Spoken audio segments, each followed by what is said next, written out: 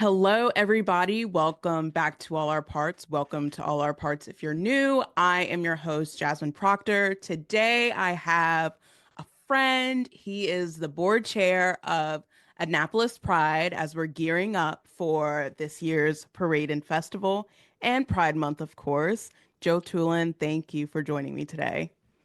I'm so glad to be here. It's so good to see you, and I'm excited to chat. Yes. So Joe and I actually connected. I was on the board of Annapolis Pride 2 years ago, and it was really nice getting involved in the local community, being able to just learn the space of Annapolis, learn how we could get involved. And I think as Joe and I were talking offline and thinking about how we wanted to present this episode to you all, we were just talking about the value of community involvement, especially in this current political climate. Yeah, and I think we're just seeing so many people, unfortunately, that have their rights on the line right now. And so I sit around, especially when I'm doing Pride work, and I just remain so grateful that this community is doing this work here. It's like a wonderful thing that's happening. Absolutely. So tell us about Annapolis Pride. Sure. So Annapolis Pride, it's been in existence, I think, officially as a nonprofit for 6 years. There were a couple of years, obviously, during something that we like to call a global pandemic, where we didn't get to meet in person. We've been around for 6 years, and really, we were started by a group of LGBTQ plus people here in Annapolis that saw the need for more visibility in our community. And it's such a funny origin story. Like the founder himself, Jeremy Browning, is still working in the community in Maryland, and a lot of the other founders are still involved in the board to this day or on the advisory committee. But they asked the mayor to proclaim June as Pride Month. And the mayor did exactly that and this was the ask came in 2018. And then in his proclamation, he said that in 2019, Annapolis would host its first Pride Parade. And so the group of organizers really had to put together a Pride Parade in the next year for the community. And that's initially how Annapolis Pride got started. And to this day, the Parade and Festival is our largest event throughout the year. But we do a lot of other things in the community. We host different types of events throughout the year. It's not just one month that we're proud of who we are. We also do a lot of advocacy when it comes to legislative session here in Maryland, letting folks know of bills that may or may not be going through, like the city council or the county council, that might need our support, and really just bringing together community around visibility, providing services to folks, and building our little community here. Absolutely. You all also do a lot of work with youth advocacy as well, too, and allowing space to incorporate youth-oriented activities, not only in the Pride Parade and Festival, but as well as throughout the year. Yeah, and that's such a big piece of our work. And I think we've done some kind of remarkable things because of that. We're part of a local coalition for LGBTQ plus students, and in partnership with them, we were able to pass a safe and inclusive schools policy here in our county to make sure that LGBTQ students have a safe space. And then, yes, we try to find great ways to engage the community. And I'm going to give a sneak peek here at something that we're putting together for the end of Pride Month, but we're hosting a teen dance party in Annapolis. It's going to take place at Art Farm. And so we're still firming up the final date and time, but stay plugged into Annapolis Pride because that's another event that we're planning right now that's really targeted at the youth in our community who might need a safe space to go to. I love that. I love how creative you all have gotten throughout the years in incorporating events that are not only pride, but advocacy related, youth related, but also like non-alcoholic. Like being able to create spaces where queer people can convene, discuss, and because substance use is such a huge part of our community, being able to truly provide inclusive spaces is something that you all have been working towards. Yeah, and that's really important. I'm very public about this, but I myself struggled with substance abuse for a while. And it's something that unfortunately we're not really given the space to talk about quite often.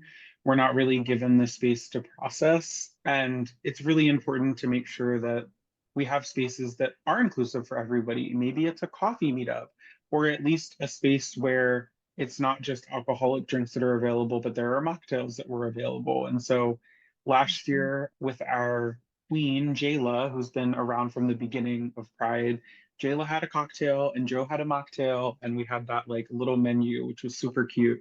But it's important, and we're seeing more and more here in Annapolis. There are other businesses or entities that are really supportive. So, like Bread and Butter, Monica, who owns it, is one of the best. She's a veteran, it's a woman-owned business, and she now does sober game nights there. And so we spread the word, and a lot of Pride folks have showed up at those events as well. And it's really awesome to watch like the sober community, and not just sober people, but people that might be sober curious or just want a space where drinking isn't a pressure, come together and have fun. So it's been awesome to watch that sort of happen.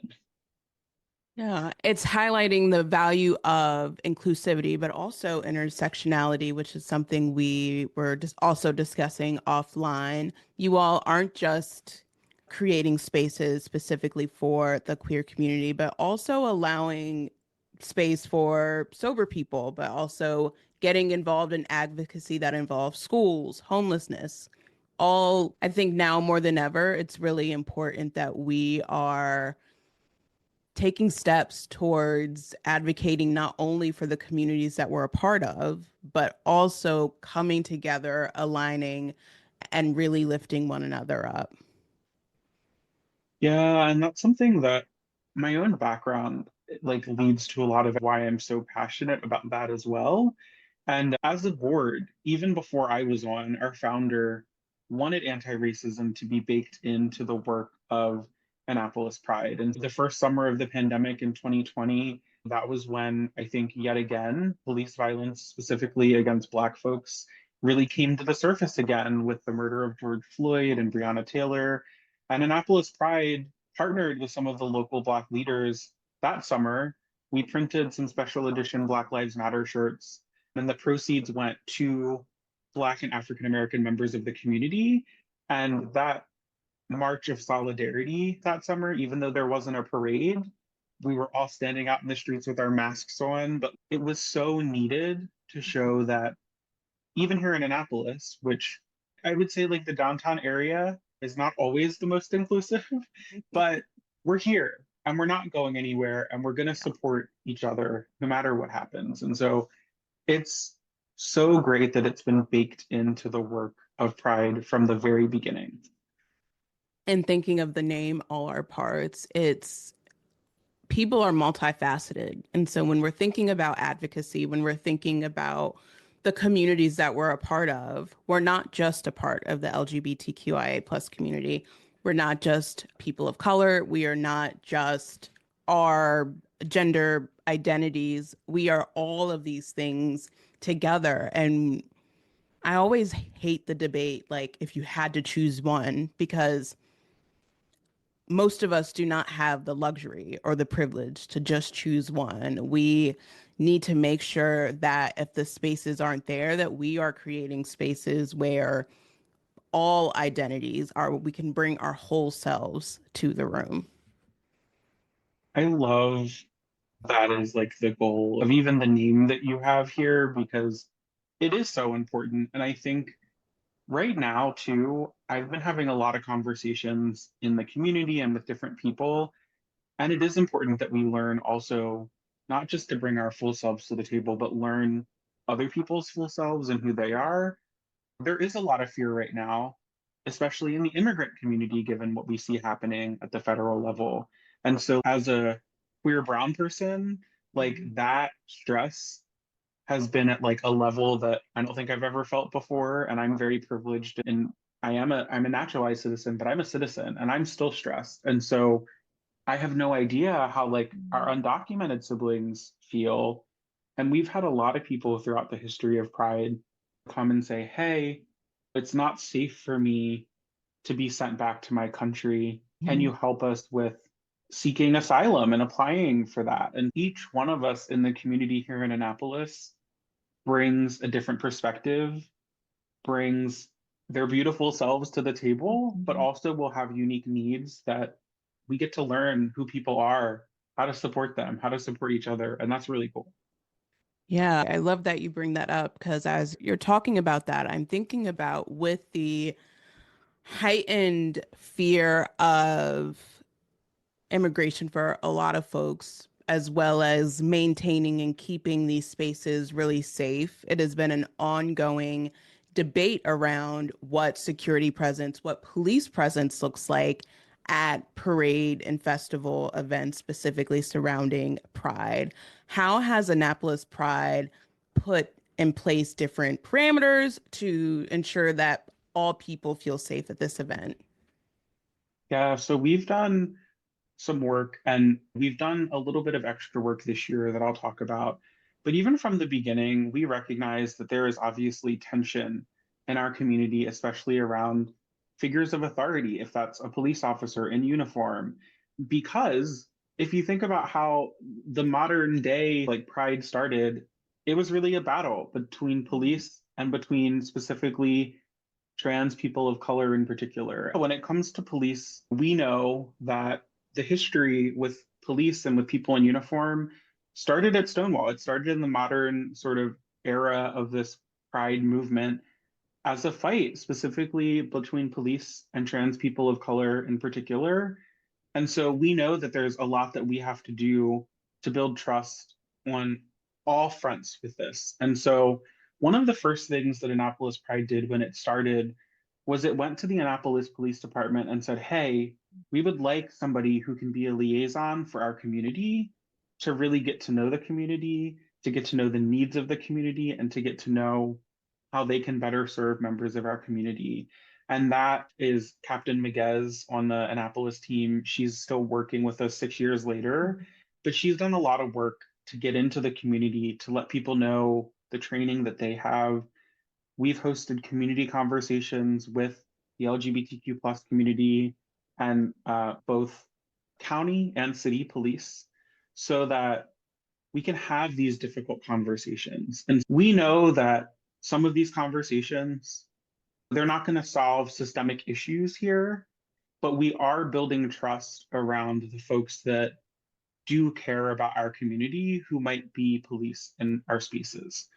One of the other things that we've done very specifically is that, yes, there does need to be security at these events. Police will have to be there because if you think about it, if there is a bad actor that came and wanted to harm the community, we do want police on our side who are there ready to go into action. And so typically with the police, we ask that if they're going to be in the parade or festival, they are not in uniform, they're plain clothed, they're not armed, and that way they seem frankly like not as intimidating Mhm. as they could be otherwise. We also this year in particular have been doing a lot more training with the police to prep ourselves on emergency response, knowing the heightened, maybe scrutiny is not the right word, but just the heightened maybe tension here in this country Anticipating. right Mhm. now. We've worked really hard. Even we have private security that we hire for the parade and festival. We have meetings with them leading up about, frankly, their demeanor and how they're showing up and what their Mhm. policies are if there are issues. And so, very similar to the police, we get specially printed shirts for our security. They're in neon colors, so you can easily find them. But again, the goal is so that they're not in a scary uniform at this event, but you can still find them if you need something. And so, we do try to be really intentional about engaging with these figures who most of them are okay. But again, we're never going to fix the systemic issues. So we do what we can. And when you share, I hear you emphasizing the value of conversations. A lot of fear is fear of the unknown, fear of what is truly on the other side. And the best way that we can really disseminate any misconceptions or perceptions or generalizations that we have is through conversation and being able to create bridges and create building blocks for a stronger community where people in power and people of marginalized identities can continue to explore what it looks like to work in collaboration. Of course, we're discussing the heightened fear that is typically always present, but especially in this current election season, it is heightened and everyone is feeling the instability, the chaos. But joy is also a form of resistance, celebration, being able to come together and celebrate who we are and remind people that they don't get to take that away from us. And so, segueing into that, what do you all have lined up this year? Yeah, before I even jump into what's lined up, I completely agree. It's so funny, like the end of last year, I don't want to say I was in like a little bit of a rut, but maybe I was. But like I, for example, didn't have my nails painted at the end of the year as I usually do. And when the election results came around, I was like, now is the time for me to be more bold than I ever have been. It's not the time for me to hide who I am. It's not the time for me to shrink down because Mhm. the reality is that's what they want. They want us to feel small, they want us to feel alone. And so anything we can do to come together and to be in community, that is a form of resistance. And that's us standing in our power. So I'm so glad you brought that up. And yeah, so this year, Annapolis Pride is typically the first Saturday in June. The elephant in the room is that World Pride is in DC the first full weekend in June. And so we have shifted a little bit this year. So it is a little bit different if folks may have come out before in the past. Our parade and festival will actually be on May 31st, so the last day of May. But that's very exciting because we can tell you get your Pride month started with Annapolis Pride. Like you're ready, you're jumping into the month in celebration. And our parade and festival, like I said, it's May 31st. The parade itself will start a little bit earlier this year. It'll start at 11 a.m. and it'll run down West Street, very similar to what we've had in the past. Annapolis City Dock is unfortunately under construction this year. So we're starting up on Calvert Street right where the state employee garage is. And then it'll come down West Street from there. The festival will run from 12 p.m. to 5 p.m. And we have some great entertainment that we're working on getting lined up right now. I believe we have 180 vendors that have signed up to be at the festival, more than we've ever had before, which is so exciting. And the festival will take place at Maryland Hall. And so it really has become one of the largest events in Annapolis, which is crazy after just a couple of years. But we're also doing events around the Pride Festival as well. And the Thursday before, I believe the date is the 29th, we're doing a fundraiser at the Chesapeake Bay Sox, formerly the Bowie Base. They renamed themselves last year, and I still get it wrong. And so they're going to be hosting a fundraiser for us. I believe the first pitch is at 6:15 that night, and we'll have a ticket link that gets sent out via social media and via our newsletter really soon. It's just not ready just yet. And then we're doing some of our usual events right afterwards. So on June 1st, there's going to be an ecumenical service for those folks that are inclined to go and seek out a higher power of some sort. And so that'll be at Eastport United Methodist Church at 3 p.m. We're going to be doing our typical fundraiser with Forward Brewing. And so they have a special brew concocting for Pride. And that first week of sales following the parade and festival, proceeds will come back to Annapolis Pride. And the sort of like official event will be on Tuesday, June 3rd. Usually it starts around 4 p.m. and it'll go until 7 or 8 p.m. And we'll be there. We'll have merch, we'll have things for sale. And then also, we're going to be doing an event at Bread and Butter, which we've talked about a little bit already. And so, Thursday, June 5th, we're going to be doing an event called Pride on the Pier. So, people can go out, be outside. It's right on the water. There will probably be a DJ. We'll have some great food catered by Bread and Butter. And so, again, it's another space for people to come together, be on the water, be outside, and be in community. Pride on the Pier was one of my favorite events. It is one of my favorite events because it's such a relaxed environment. Being by the water is so beautiful, and it's just a great way to connect with people. Yeah, I remember last year you came and we got cute pictures together in the sunset. It's a great time. And yeah, it's a little more low key, which after a big weekend event, it's a little bit nice to have something a little more low key.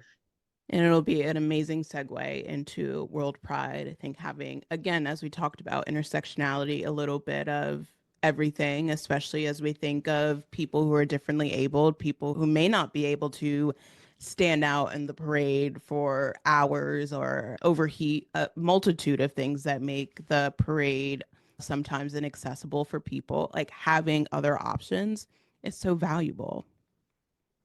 Yeah, and that's something that we have really been so big on too, is just having the different type of events and having things come together. One of the other things that we're working on this year, and again, still in progress, so I don't have all the details, but this is my plug yet again to follow Annapolis Pride, because that is where you will find all of the details. But we are working with some of our local entities to provide a special viewing area for people with disabilities. That way, there's a space dedicated that's not in the middle of the craziness. That might be a little bit of a like less craziness, less sensory overload, just like a space for people who might need some different support in viewing the parade and festival itself. And more information for that, like I said, will be coming out in the coming weeks and days as well. But we are working on creative ways to continue to make Pride as inclusive as possible as we do it. And that even goes down to planning with our shuttle service to make sure that we have accessible buses available, shuttling people from Navy Stadium down to the parade and festival area. So it's really at the core of how we think through making the events inclusive. Sounds like there are so many opportunities for people to get involved with Annapolis Pride. Yes. So we have a form, it's on our website, where if people want to volunteer for the parade and festival, they can go click it and fill out their information. And it can look like a variety of different things. Maybe we want somebody who's just going to come and help with one of the satellite events, the events around Pride, and they might help sell merch at a table. For the Pride Day itself, it's all hands on deck. We need a lot of support. If people want to come and sell merch at our merch table, they can do that. If people like monitoring and looking over areas, we have people that are like assigned to different sections of the parade and festival where they can come and help make sure that just if anybody needs anything, there's somebody there, making sure that we're being safe. And we also will be having people who can help run water around. It tends to be really hot. We want to make sure that water is available for everyone. So no matter who you are, if you want to get involved, there's a link on our website on the Parade and Festival page where you can fill out your information to volunteer. And we are always looking for people throughout the year who want to be involved in Pride. And a couple of things that I always uplift is that we're always looking for new board members also. This year, it's actually my last year as the chair of the board, which is crazy to think about, but I will be rolling off this fall, and a couple other folks who have been on for basically the same amount of time that I am have come to the end of our allotted years of service. And if you love nonprofits or if you just want to be involved in community, you're welcome to reach out to us. Our general email is info@annapolispride.org, and somebody will get back to you if you're interested in board service. We also have an advisory committee. So if you really want to be involved, but like you can't come to a board meeting every month because it is a lot of work. We're a mostly volunteer organization. An advisory committee might be a little bit of a better route. And the advisory committee are people who want to be involved. They believe in our mission, but we typically ask them to come together twice a year for some like big picture strategy and like things there. And so another way that you could be involved if you really believe in Annapolis Pride. Tell us, because both of us have mentioned being a part of the board. I believe both of us joined around the same time during the pandemic. And so it's absolutely wild to hear that so many people that I started with are now rolling off. But can you give people an idea of what the commitment looks like being a part of the board? Yeah, it can look almost whatever you want it to look like. And so I will say it is a time commitment, unfortunately. Like I said, we are a volunteer working board. We're not a governing board like maybe larger nonprofits have. But for me, I'm the board chair. So, like, I could tell you I work every day for a lot of hours, blah, blah, blah, blah, blah. That's not super helpful for the general volunteer. But what I can say is for the rest of our board members, there are a couple of things that we ask every month. We have one board meeting a month, which is 2 hours. We have committee meetings, which is usually another hour. So every board member we ask to join one of our committees. That could be parade and festival. That could be advocacy and communications. If you're a more of a behind the scenes person, we have internal affairs, which tracks our finances, or governance, which helps to make sure that we have all the policies in place to function as a board. And so when I say board service can look like anything you want it to, if you have a passion for one aspect of the work that we do and you want to come and join the board to do that, we probably have a place where you can come and bring those skills and bring that expertise and find a place amongst the board. But I would say it's definitely a commitment, at least 2 hours a week. So, probably, what is that, 8 to 10 hours a month is the commitment. It can be more if you want it to be more. We love it to be more if you want it to. But we also recognize that people have families, people have other commitments, people have day jobs. And so we want it to be as flexible as possible for anybody who wants to come and join the board. And especially as folks are like sitting at home listening right now, I think it's also a great opportunity for us to remember that there is still so much change that we can enact within our own communities. That while we see the political administration stripping rights left and right, making calls for people that they have absolutely no business, but are truly dismantling communities and groups of people. We, as a community, as people who live in the society together, there is still so much that we can do to help our neighbors, to help support folks, even if we are not a part of that community, taking some of that community responsibility again and looking at how you can help your neighbor. Being a part of the board of Annapolis Pride is one of those ways that you all can do that. And I think that's super important because one of the things that I continue to talk a lot about is just the real impact that we have even if the federal government is trying hard as it might to take our rights away, we're still finding ways to win at the local level. So, an example of that is that this year, after I think it's probably been like 16 years of getting a bill introduced to decriminalize HIV here in Maryland, the bill passed this year. And that bill, if people don't know what it is, in Maryland, if you willingly or pass HIV to somebody else, you could be criminally penalized for doing that. There are no other communicable diseases that you can spread from person to person where you can be charged criminally for passing that to somebody else. And so it was an outdated law. It was something that our community has been asking to be changed for over 15 years. And because of the advocacy of groups like Annapolis Pride here in Maryland, it was passed this year. And so we're continuing to find the small wins in our community that continue to bring people together and show that we're not going anywhere. And we're going to continue to be protected in a state like Maryland. The local level is not powerless, folks. I repeat, the local level is where a lot of times we can see really big waves happen. And so, Joe, thank you so much for reminding us of the power that we do have as people and the spaces and places where we can make a difference. Yeah, I guess a couple other things that we're always doing at the local level that I'll just plug because I think it's important is at Annapolis Pride, we're doing a lot of work right now around the Coalition to End Homelessness. It's a local coalition. We know that members of our community can be disproportionately affected by homelessness for a variety of reasons, but quite often people don't have a family that is supportive and they might kick them out if they are found out. And so we're working really hard with the county government and with other nonprofit partners to work on that. And then we're also part of a new multidisciplinary action team around hate crimes here in Anne Arundel County. We know that hate crimes are underreported and also hate bias incidents. They're two separate sort of things. And so our goal is to educate people about what it means to report those, what the process is, and then actually work on strategies to hopefully reduce the amount of hate crimes and hate incidents that are happening in our communities. And there are ways to plug in, like I said, no matter what your interest is, with whatever you're passionate about, that really does create meaningful change in our communities. And all the ways people can get involved will be linked in the show notes. So by no means do you need to remember everything that he shared.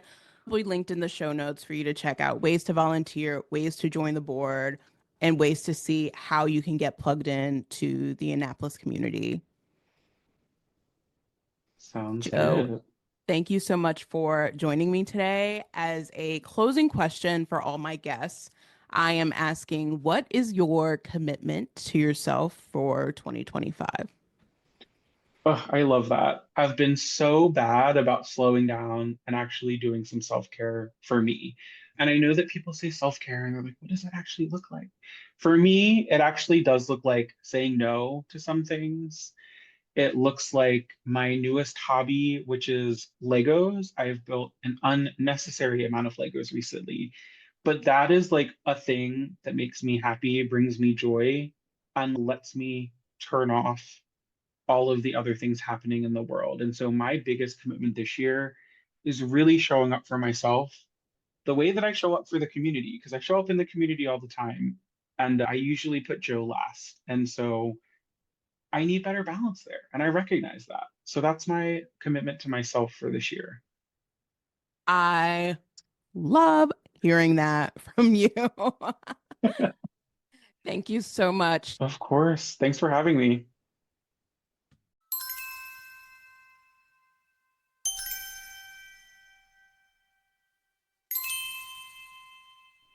Thank you all so much for tuning into this episode. Make sure you tap the bell to stay in the loop with new episodes dropping every Friday. If this episode spoke to you, I'd be so grateful if you left a review. It helps others find the show and reminds me why I keep showing up. And if you want to keep the conversation going, come hang with me on socials at Unalone Wellness LLC. We're healing out loud together.